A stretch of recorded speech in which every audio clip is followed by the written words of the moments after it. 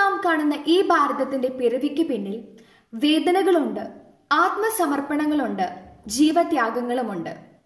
134 കോടിയിലേറെ ജനങ്ങളുള്ള ഈ ഇന്ത്യ മഹാരാജ്യത്തിന്റെ സാക്ഷരത 74.6%. നാനാത്വത്തിൽ ഏകത്വം കാണുന്ന ഈ മഹാരാജ്യം പലവിധ വൈവിധ്യമാർന്ന സംസ്കാരങ്ങളാൽ സമ്പന്നവുമാണ്. COVID-19 എന്ന മഹാമാരിക്കെതിരെ വിജയകരമായൊരു യുദ്ധമാണ് നാം ഇന്ന് നയിച്ചുകൊണ്ടിരിക്കുന്നത്. എന്നാൽ ഒന്ന് ചോദിക്കട്ടെ, ഈ സംസ്കാരവും സാക്ഷരതയും ഏകത്വവും എല്ലാ കാര്യങ്ങളിലും നമുക്ക് കാണാൻ സാധിക്കുന്നുണ്ടോ? ഇല്ല എന്ന് വേണം പറയാൻ. ഒരു പക്ഷേ ഏറ്റവും അധികം തൊഴിൽ രഹിതരുള്ളതും സ്ത്രീകൾക്കെതിരെ അതിക്രമങ്ങൾ നടക്കുന്നതും ഇതേ ഇന്ത്യയിലായിരിക്കാം. സ്ത്രീകൾക്കും കുട്ടികൾക്കും എതിരായുള്ള അതിക്രമങ്ങൾ എടുത്തു നോക്കുകയാണെങ്കിൽ സംസ്കാര സമ്പന്നതയല്ല, മറിച്ച് സംസ്കാര ശൂന്യതയാണ് നമുക്കവിടെ കാണാൻ സാധിക്കുക. 73 വർഷങ്ങൾക്ക് മുൻപ് ഇന്ത്യക്ക് സ്വാതന്ത്ര്യം ലഭിച്ചു. എന്നാൽ ഭാരതീയ സ്ത്രീകൾക്ക് ഇന്നും പൂർണ്ണ സ്വാതന്ത്ര്യം ലഭിച്ചിട്ടില്ല എന്ന് വേണം പറയാൻ. ഇതിനൊരു മാറ്റം അനിവാര്യമാണ്. കാർഷിക രംഗത്തും വ്യാവസായിക രംഗത്തുമുള്ള കായികക്ഷമതയുടെ കാര്യക്ഷമത വേണം നമ്മുടെ വളർച്ചയ്ക്ക് ആക്കം കൂട്ടാൻ. ഇന്ത്യയുടെ ആത്മാവ് ഗ്രാമങ്ങളിലാണെന്ന് വിശ്വസിച്ചവനാണ് മഹാത്മാഗാന്ധി. ഈ മഹാത്മാഗാന്ധിയുടെ സ്വപ്ന സാക്ഷാത്കാരം സാധ്യമാകുവാൻ വേണ്ടി ഓരോ ഇന്ത്യക്കാരന്റെയും ജീവിത നിലവാരം അത് സാമൂഹികപരമായും സാമ്പത്തികപരമായും വിദ്യാഭ്യാസപരമായും ഉയരേണ്ടതുണ്ട്. ഇന്ത്യയുടെ ആധുനിക വളർച്ചയ്ക്ക് ഉണർവേകാൻ ഗ്രാമങ്ങളുടെ ഉയർത്തെഴുന്നേൽപ്പ് അനിവാര്യമാണ്. കോടിക്കണക്കിന് വരുന്ന സാധാരണക്കാരായ കർഷകരുടെ പ്രവർത്തന നിരതമാണ് വിപ്ലവാത്മകമായ ഇന്ത്യയുടെ മുന്നേറ്റം. ഇത് തന്നെയാണ് എന്റെ സ്വപ്നവും. ഒപ്പം തന്നെ സ്ത്രീകൾക്കും പുരുഷന്മാർക്കും ഒരേപോലെ സ്വാതന്ത്ര്യം നൽകി അവരെ മുന്നോട്ട് നയിക്കുന്ന പരിപോഷിപ്പിക്കുന്ന ഒരു ഇന്ത്യയും എന്റെ സ്വപ്നമാണ്. ഇത്രയും പറഞ്ഞുകൊണ്ട് ഞാൻ എന്റെ വാക്കുകൾ ഉപസംഹരിക്കുന്നു. നന്ദി, നമസ്കാരം.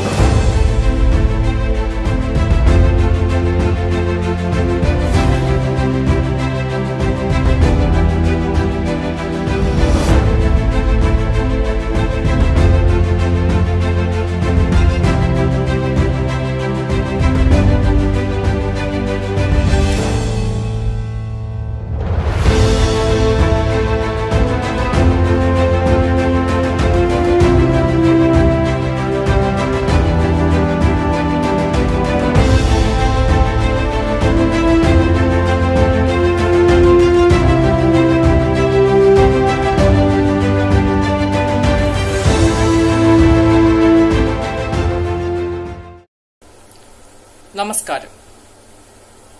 വിവിധ ഭാഷകൾ സംസാരിക്കുന്ന, ഭൂമിശാസ്ത്രപരമായും സാംസ്കാരികപരമായും വൈവിധ്യങ്ങളുള്ള, ഇത്രയും സങ്കീർണമായ യൂറോപ്യൻ രാജ്യങ്ങളെക്കാൾ അധികം ജനസംഖ്യയുള്ള ഒരു രാജ്യം 73 വർഷങ്ങളായി ലോക നിലവാരത്തിലുള്ള മികച്ച ഒരു ജനാധിപത്യ ഘടനയോടുകൂടി നിലനിന്നു എന്നത് ലോക രാഷ്ട്രങ്ങളെ സംബന്ധിച്ചിടത്തോളം, രാഷ്ട്രീയ നിരീക്ഷകരെ സംബന്ധിച്ചിടത്തോളം അത്ഭുതപ്പെടുത്തുന്ന ഒരു കാര്യമാണ്. അതെ, ഇന്ത്യ ഒരു അത്ഭുതമാണ്. നൂറ്റാണ്ടുകൾ നീണ്ടുനിന്ന വൈദേശികാധിപത്യത്തിൽ നിന്നും സ്വാതന്ത്ര്യം നേടിക്കൊണ്ട് ഒരു സ്വതന്ത്ര യൂണിയനായി ഇന്ത്യ നിലവിൽ വന്നിട്ട് 73 വർഷങ്ങൾ പിന്നിടുകയാണ്. ലോകത്തിലെ ഏറ്റവും വലിയ ജനാധിപത്യ രാജ്യം, ജനസംഖ്യയുടെ കാര്യത്തിൽ ലോകത്ത് 2ാം സ്ഥാനത്തുള്ള രാജ്യം, ലോകത്തെ ഏറ്റവും കൂടുതൽ യുവാക്കളുള്ള രാജ്യം, ഇതെല്ലാം ഇന്ത്യയുടെ സവിശേഷതകളാണ്. ഒരുപക്ഷെ ഇന്ത്യയുടെ വികസന സ്വപ്നങ്ങൾക്ക് തന്നെ ഊർജം പകരുന്നത് ഈ യുവജനങ്ങളാണ്, യുവജനങ്ങളുടെ സ്വപ്നങ്ങളാണ്. സ്വപ്നങ്ങൾ എന്നത് നമ്മൾ ഉറങ്ങുമ്പോൾ കാണുകയും ഉണരുമ്പോൾ മാഞ്ഞു പോവുകയും ചെയ്യുന്നതല്ല, മറിച്ച് നമ്മളെ ഉറക്കത്തിലേക്ക് നയിക്കാതെ വിടാതെ പിന്തുടരുന്നതാണ് സ്വപ്നങ്ങളെന്ന്. സ്വപ്നങ്ങളെ പുനർനിർവചിച്ചത് ഡോക്ടർ APJ അബ്ദുൽ കലാമാണ്. അദ്ദേഹത്തിന്റെ ഏറ്റവും വലിയ സ്വപ്നമായിരുന്നു 2020 ഇന്ത്യയെ ഒരു വികസിത രാഷ്ട്രമായി കാണണമെന്നുള്ളത്. ഒരുപക്ഷെ ചരിത്രത്താളുകളിൽ 2020 എന്ന ഈ വർഷം രേഖപ്പെടുത്താൻ പോകുന്നത് തന്നെ ഒരു മഹാമാരി തീർത്ത പ്രതിസന്ധികളുടെ പേരിലായിരിക്കും. നമുക്കെല്ലാവർക്കും അറിയാം, ലോകമെമ്പാടും COVID-19 എന്ന മഹാമാരിയുടെ ഭീതിയിലാണ്. ഈ മഹാമാരി തീർത്ത പ്രതിസന്ധികളുടെ പശ്ചാത്തലത്തിലാണ് നമ്മളുടെ സ്വാതന്ത്ര്യ ദിനം കടന്നു വരുന്നത്. ഈ ഒരു അവസരത്തിൽ ഒരു വികസിത രാഷ്ട്രമെന്ന നമ്മുടെ സ്വപ്നത്തിലേക്ക്, ആ സ്വപ്ന സാക്ഷാത്കാരത്തിലേക്ക് ഇനിയും എത്ര ദൂരം നമുക്ക് സഞ്ചരിക്കാനുണ്ട് നമ്മൾ വിലയിരുത്തുകയാണ്. ഒരു വികസിത രാഷ്ട്രമെന്ന സ്വപ്നം കൈവരിക്കണമെങ്കിൽ വിവിധ മാനദണ്ഡങ്ങളുണ്ട്. അതായത് വിവിധ മേഖലകളിൽ സമഗ്രമായ വികസനം, കാർഷിക രംഗത്തും വ്യാവസായിക രംഗത്തും ആരോഗ്യരംഗത്തും സാങ്കേതിക വിദ്യയുടെ സഹായത്തോടു കൂടി സ്വയം പര്യാപ്തത കൈവരിക്കേണ്ടതുണ്ട്. അതുപോലെ തന്നെ മറ്റ് വികസിത രാഷ്ട്രങ്ങളെ കുറിച്ച് മറ്റ് വികസിത രാഷ്ട്രങ്ങളെ അപേക്ഷിച്ച് അവിടെ ഗ്രാമങ്ങളും നഗരങ്ങളും തമ്മിലുള്ള അന്തരം കുറവാണ്. പക്ഷെ ഇന്ത്യയിൽ 65% ജനങ്ങൾ ജീവിക്കുന്നത് ഗ്രാമങ്ങളിലാണ്. ഗ്രാമങ്ങളും നഗരങ്ങളും തമ്മിലുള്ള അന്തരം കുറയ്ക്കുന്നത് ഗ്രാമങ്ങളിൽ അടിസ്ഥാന സൗകര്യങ്ങൾ കൂടി വികസിപ്പിക്കുന്നതിലൂടെയാണ്. വികസനം എന്ന വാക്കിന്റെ ഒപ്പം സുസ്ഥിരത എന്ന വാക്കുകൂടി ചേർത്ത് വെച്ചുകൊണ്ട് സുസ്ഥിര വികസനം, പരിസ്ഥിതി സൗഹാർദ്ദപരമായ വികസന പ്രവർത്തനങ്ങളാണ് നമുക്ക് ആവശ്യമായിട്ടുള്ളത്. ഒരിക്കലും പ്രകൃതിയെ മുറിപ്പെടുത്തിക്കൊണ്ടുള്ള അശാസ്ത്രീയമായ നിർമ്മിതികളോ വികസന പ്രവർത്തനങ്ങളല്ല. മറ്റൊന്ന്, നമുക്കെല്ലാവർക്കും അറിയാം, വിവര സാങ്കേതിക വിനിമയ രംഗത്ത് നമ്മൾ കൈവരിച്ചിരിക്കുന്ന പുരോഗതി വലിയൊരു പുരോഗതി തന്നെയാണ്. നമ്മുടെ ദൈനംദിന ജീവിതം പോലും ഓരോ ഗ്രാമങ്ങളിൽ പോലും ഇന്റർനെറ്റിന്റെ ലഭ്യത ഉറപ്പുവരുത്തുന്ന അല്ലെങ്കിൽ ഉണ്ടായിരിക്കുന്ന ഒരു കാലഘട്ടത്തിൽ നമ്മൾ ജീവിക്കുന്നത്. പക്ഷെ ഇതിന്റെ ഒപ്പം തന്നെ ഇത്രയും അധികം യുവാക്കളുള്ള നമ്മുടെ രാജ്യത്ത് ഉന്നത വിദ്യാഭ്യാസത്തിന് അർഹരായിരിക്കും, ഉന്നത വിദ്യാഭ്യാസം പ്രാപ്തമായിരിക്കുന്ന യുവാക്കളുടെ എണ്ണം വെറും 25% മാത്രമാണ്. ഈ ഒരു സംഖ്യ വർദ്ധിപ്പിക്കേണ്ടതുണ്ട്. വിദ്യാഭ്യാസ രംഗത്ത് വലിയൊരു പുരോഗതി നമ്മൾ കൈവരിക്കേണ്ടതുണ്ട്. അതുപോലെ തന്നെ നമ്മുടെ വളർച്ചയിലേക്കുള്ള നമ്മളെ വെല്ലുവിളികളായി ഇപ്പോഴും സാമ്പത്തികപരമായ അസമത്വം നിലനിൽക്കുന്നുണ്ട്. അതുപോലെ തന്നെ ആരോഗ്യരംഗത്ത് നമ്മൾ പോഷകാഹാരക്കുറവ് പോലുള്ള വെല്ലുവിളികൾ, ഇപ്പോഴും ഉയർന്ന ശിശുമരണ നിരക്ക് പോലുള്ള വെല്ലുവിളികൾ, അതെല്ലാം നമുക്ക് നികത്തേണ്ടതുണ്ട്.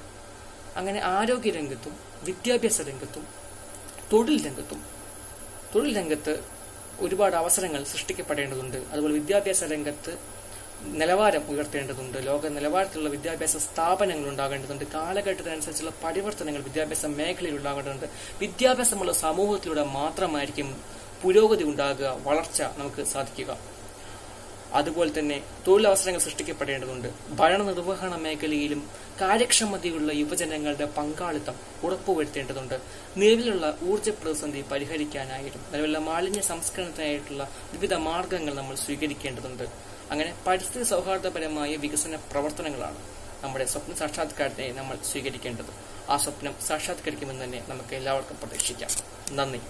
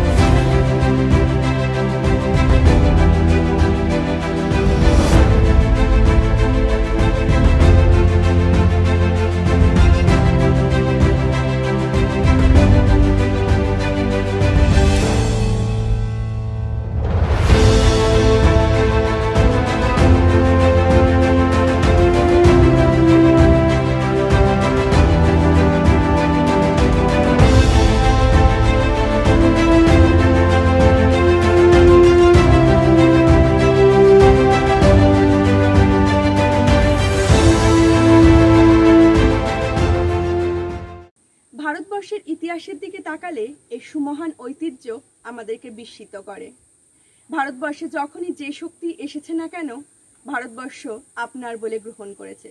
কেননা ভারতবর্ষের বাণী হলো বসুধৈব কুটুম্বকম। কিন্তু পৃথিবীর যে কোনো শক্তির মধ্যে সবথেকে বিপজ্জনক শক্তি ছিল ব্রিটিশ শক্তি, যা ভারতবর্ষকে পদানত করে রাখতে চেয়েছিল। আর এই ব্রিটিশ শক্তির হাত থেকে 1947 সালের 15ই আগস্ট ভারতবর্ষ স্বাধীনতা লাভ করে। কিন্তু সেদিন ভারতবর্ষ স্বাধীন হয়েছিল ঠিকই, কিন্তু ভারতবর্ষের প্রতিটি মানুষ আজও স্বাধীন হতে পারেনি। আজও দেশ জুড়ে চলেছে ক্রমাগত অরাজকতা, বিশৃঙ্খলতা, মানবিক মূল্যবোধের অভাব। আমার দৃষ্টিতে ভারতবর্ষ এমনই হয়ে উঠুক যেন বিবেকানন্দের এক স্বপ্নের ভারত তৈরি হতে পারে, আর সেখানে যেন একটা প্রকৃত শিক্ষার আধার তৈরি হয়, আর তা সম্ভব একজন প্রকৃত গুরুমশাইয়ের হাত থেকে। ধনী দরিদ্র নির্বিশেষে গ্রামে গঞ্জে যেন একটা বিদ্যালয় গড়ে ওঠে, যেখানে মানুষ গড়ার কাজ হবে। কোনো টাকার প্রলোভন বা অর্থের প্রশ্ন যেন শিক্ষার ক্ষেত্রে বাধা সৃষ্টি না করে, কেননা স্বয়ং রবীন্দ্রনাথই বলে গিয়েছিলেন, ভিক্ষা নয় শিক্ষা দাও, আর প্রকৃত শিক্ষাই পারে মানবিক মূল্যবোধ গড়ে তুলতে। আর একজন শিক্ষিত মানুষই অর্থ উপার্জনের পথ খুঁজে নেবে, সেক্ষেত্রে টাকার প্রশ্ন না আসলেও হয়। আর ভাষা সমস্যা যেন আমাদের দেশে একটা বাধা সৃষ্টি করছে এগিয়ে যাওয়ার পথে। সেই ছেলেটার বা সেই মেয়েটার নাকি আন্তর্জাতিক ভাষা না জানার জন্য বা রাষ্ট্রীয় ভাষা না জানার জন্য স্বপ্ন পূরণে এক চরম বিপত্তি তৈরি হচ্ছে। হ্যাঁ, নিশ্চয়ই সময়ের সাথে সাথে আমাদের পরিবর্তন হতে হয়, এ ভাষার ক্ষেত্রেও সেটা প্রযোজ্য। স্বয়ং বিবেকানন্দই বলে গিয়েছিলেন, সময়ের সাথে সাথে পরিবর্তন হও। কিন্তু ভেবে দেখুন তো, যে ছেলেটার বা যে মেয়েটার দুবেলা অন্ন জোটে না জীবন ধারণের জন্য, সে কি করে পারবে বিদেশে গিয়ে পাশ্চাত্য শিক্ষা গ্রহণ করতে? তাই জন্য একটা প্রত্যন্ত এলাকাতেও যেন একটা বিদ্যালয় তৈরি হয়, সেটাই আমার স্বপ্ন। এছাড়া আমার দৃষ্টিতে ভারতবর্ষ এমনই হয়ে উঠুক যেখানে কোনো সুস্বাস্থ্য ব্যবস্থার অভাবের জন্য কোনো মায়ের কোল শূন্য না হয়, কোনো চিকিৎসা ব্যবস্থার অভাবের জন্য মা তার সন্তানকে হারিয়ে ফেলে। একটা প্রত্যন্ত এলাকাতেও যেন একটা প্রকৃত স্বাস্থ্য ব্যবস্থা গড়ে ওঠে। একটা বড় অসুখের জন্য যেন কোনো মানুষকে ছুটে যেতে না হয় শহরের বড় বড় হসপিটালে, আর অর্থের অভাবে তার জীবনটা চলে যায়। এই একটা এমনই স্বাস্থ্য ব্যবস্থা গড়ে উঠুক যেখানে সবাই যেন আত্মনির্ভরতার সাথে বেঁচে থাকতে পারে। আর আমার দৃষ্টিতে ভারতবর্ষ এমনই হয়ে উঠুক যেখানে কোনো মহিলাকে ধর্ষণের শিকার হতে না হয়, কোনো নারীকে নৃশংস পাশবিক খেলার শিকার হতে না হয়, পুরুষ নারী নির্বিশেষে স্বাধীনভাবে এই ভারতবর্ষে বেঁচে থাকতে পারে। আমার দৃষ্টিতে ভারতবর্ষ এমনই হয়ে উঠুক যেখানে আদর্শবোধের জাগরণ ঘটে, কোনো মানবিক মূল্যবোধ ক্ষুণ্ণ না হয় কোনো সংকীর্ণ রাজনৈতিক নেতার মনোভাবের কারণে। আর আমাদের মনে রাখতে হবে নেতাজি সুভাষচন্দ্র বসুর অন্তিম নির্দেশনামার কথা, যেখানে তিনি বলেছিলেন, পৃথিবীতে এমন কোনো শক্তি নেই যা ভারতবর্ষকে পদানত করে রাখতে পারে। আজ স্বাধীনতার 70 বছর পর আমাদের সেই বীর যোদ্ধাদের কথা স্মরণ করেই আগামী ভবিষ্যতে এগিয়ে যেতে হবে। নানা ভাষা, নানা মতের সুমহান ঐতিহ্যকে আমাদের গ্রহণ করতে হবে। নেতাজির ভারত, রবীন্দ্রনাথের ভারত, বিবেকানন্দের স্বপ্নের ভারত যেন আমাদের হৃদয়ে দেদীপ্যমান হোক। আর কিছু রাজনৈতিক নেতারা তাদের আগ্রাসী মনোভাব ত্যাগ করে এক ঐক্যবদ্ধতার পথে হাঁটুক। আর এ হবে এক চরম স্বপ্ন পূরণের দিন। তা করতে পারে কেবলমাত্র ভারতবর্ষের যুবক এবং যুবতীরা। তাই তাদের আমাদের প্রকৃত শিক্ষাদানে শিক্ষিত করে তোলাই আমাদের কাজ হয়ে উঠবে। আমার দৃষ্টিতে ঠিক ভারতবর্ষ এমনই হয়ে উঠুক আগামী ভবিষ্যৎ প্রজন্ম।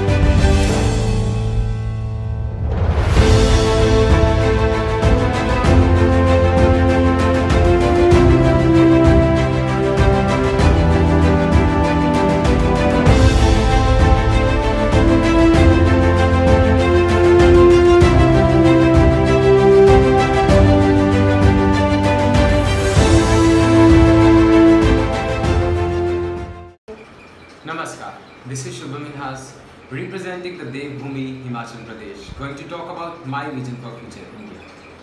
India, a nation where we greet one another by folding our hands and say namaste to each other because we firmly believe that God resides in every human heart. A nation where instead of a lot of dissensions, a zeal, a passion generates among the people when a sound of Vande Mataram is played in the cricket stadium. If I generally talk about this concept of vision for future India, then I think it is a long-lasting process which is continued from the time of struggle of independence. And I think every citizen of my country has a thought of nation before me. And a live example of this is the present scenario of pandemic, in which our doctors, defense forces, police, sanitization workers are doing their tremendous jobs for others by putting their own lives on risk. Undoubtedly, this pandemic has given a tough challenge to all of us. Be it the challenge of economic revival, be it the challenge of social revival, but the major challenge is the challenge of depression and mental illness, which is rapidly increasing in these days of COVID-19. And my vision for India is a depression-free India. The term mental illness and depression is taken very lightly among the people. As far as the present scenario is concerned, but I think that every citizen of my country is somewhere going into the depression. But yes, there is a solution. A special helpline should be made, and these people should be given a chance to say whatever they feel from inside. And they must be attended by some special counselors and psychologists.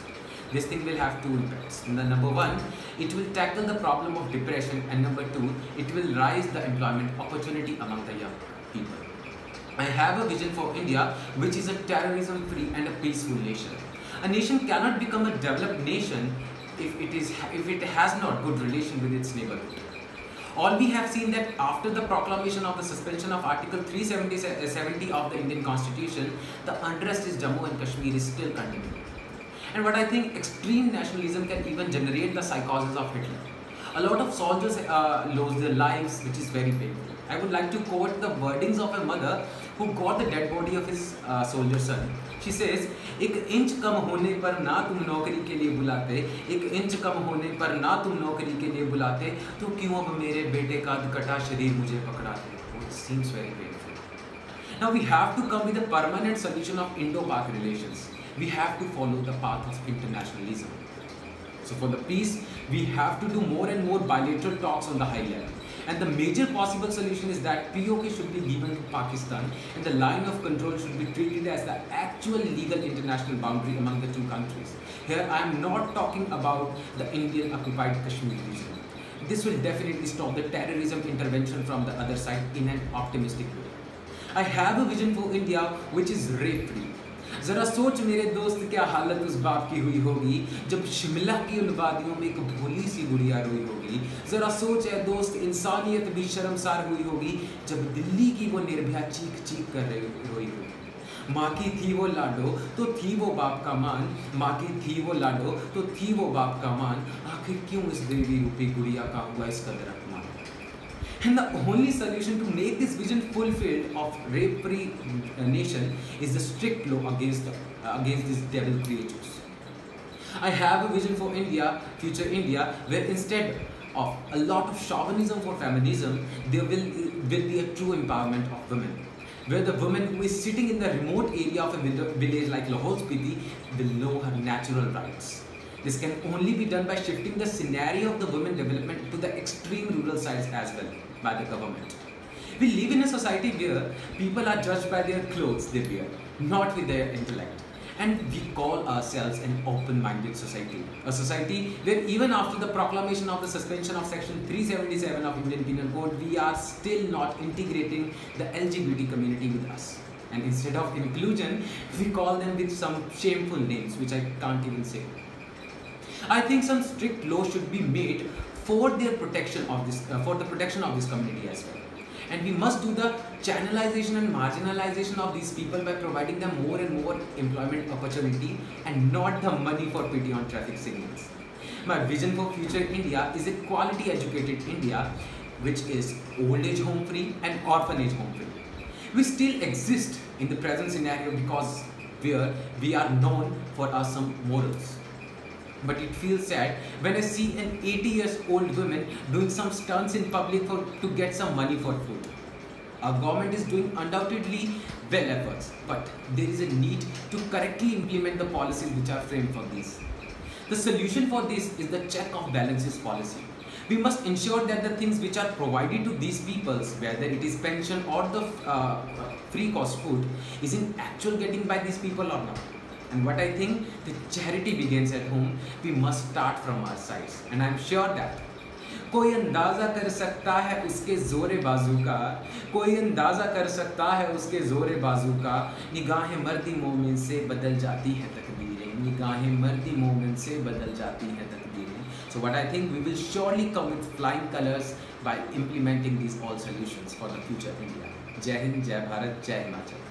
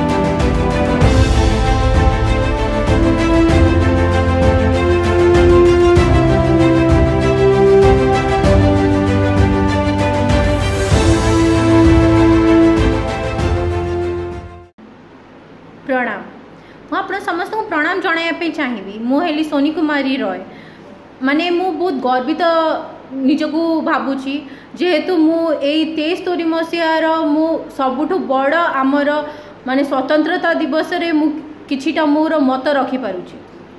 मते बहुत गर्वित अनुभव होची जेहेतु मु भारत वर्षर गोटे अनुभूत झियो।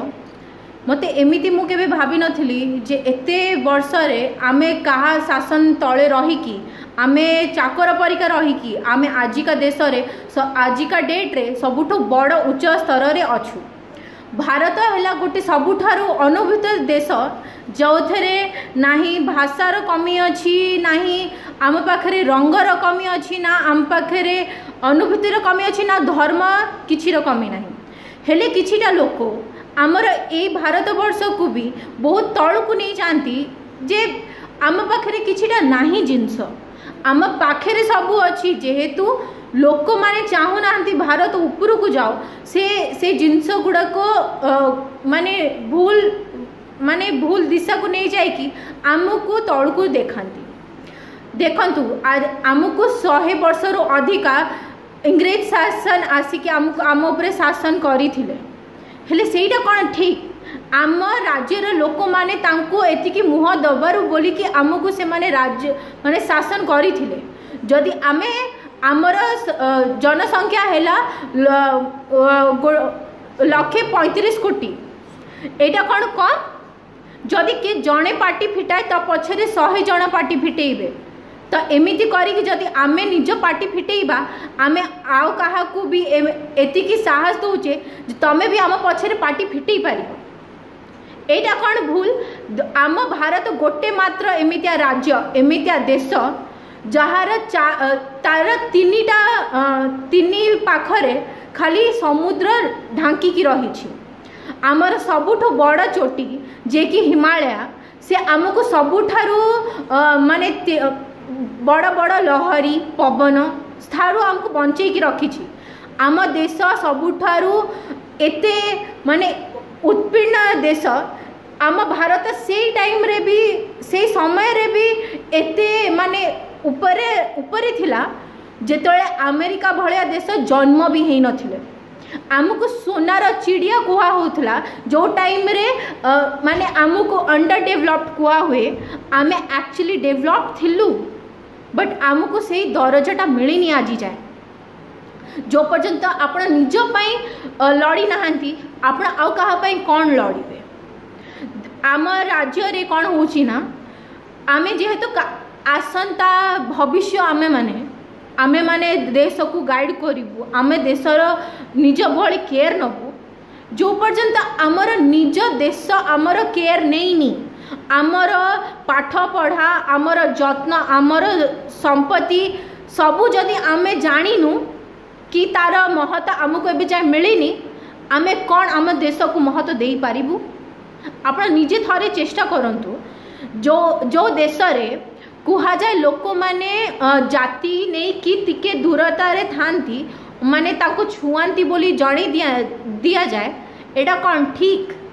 जदि आपण को किए SC ST की ए सब पाण की हाड़ी की कौन कही दिए आपण को एते बाधे हेले आपण से कोटा सिस्टम रिजर्वेशन सिस्टम रे आपण जाए कि एडमिशन नउछंती कौन आपण को सेही टाइम रे खराब लागुनी? आम सरकार एमिति बोली कि आज आमे एमिति अछु जदि आम सरकार टा ठीक थाए ताहले आमे भी ठीक रही। मते बहुत खुशी होची 23 तारीख माने आमे स्वतंत्रता दिवस पालन करी जाउछु। मते आम सरकार को ठारू बस एतिकी दरखास्त करियार अछि आपण आमर जत्न नेले लोक माने जानिबे जे सरकार आमर जत्न नउची बोली कि आमको भी आंकर जत्न नबर अछि। दया करी कि एतिकी मत आमर रखंतु।